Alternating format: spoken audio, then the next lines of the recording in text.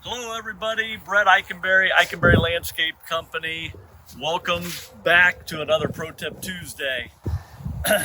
Today we're going to talk about edging and edgers more specifically.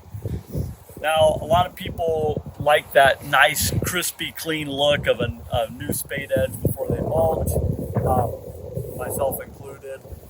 How do we get there? Okay, there's a couple different ways. One is these guys here, a half moon round edger or a nursery spade could be used.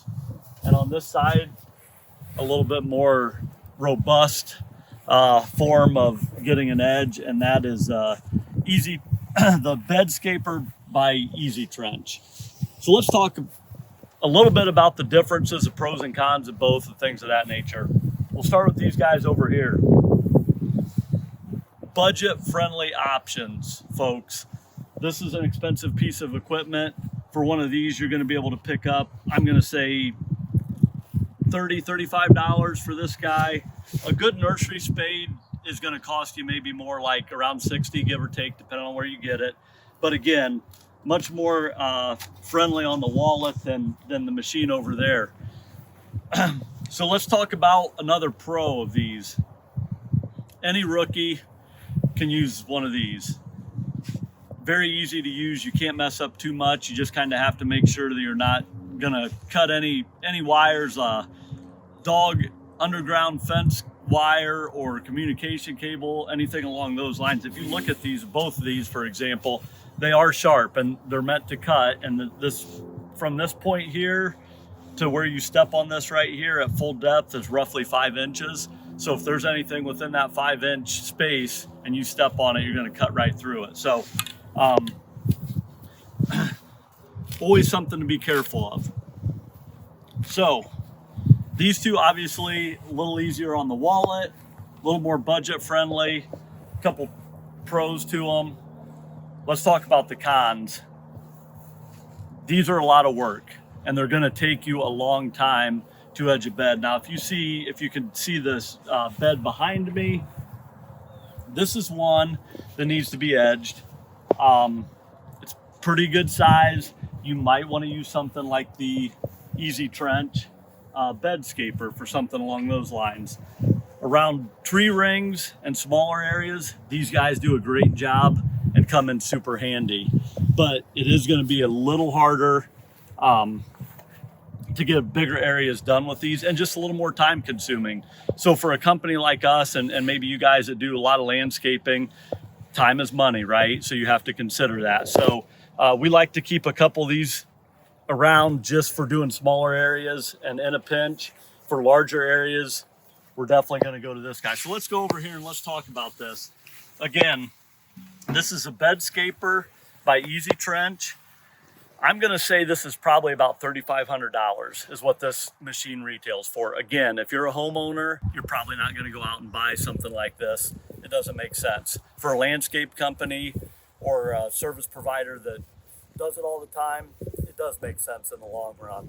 So, but if you are a homeowner and have huge areas where you'd like to do your house, your in-laws' house, your sister's house, whatever, maybe knock it out on a weekend, see your local rental store.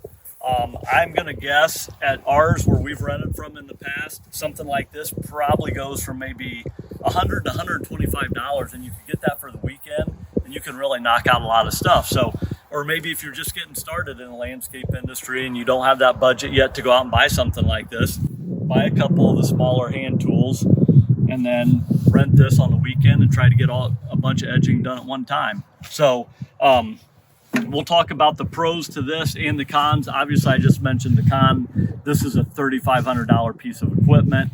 It can be rented for less, but then you run into weather issues. You go to rent it and it's rainy, whatever the case is, that's always kind of a pain.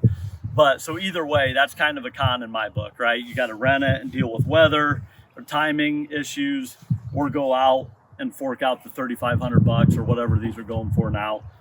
This is ours. We bought this probably 2 years ago, so I don't know what the price of them are now. I'm going to say right around $3,500. The pros, obviously you can see this thing can cover a lot of ground really quick. The pros of this, is that you can get a lot of work done in a short amount of time. With that being said, you can also mess up a lot of things in a short amount of time.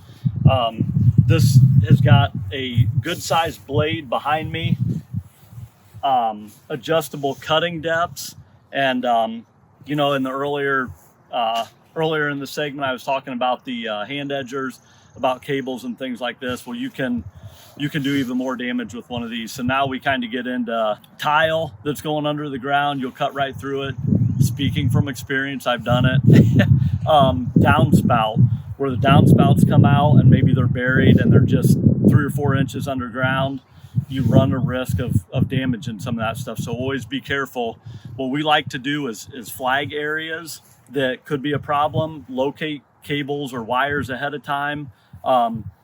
Really, in a perfect world, you would want to call OOPS or your 811 dig or whatever your state company is that provides that service. Make sure that you know where things are before you run something like this.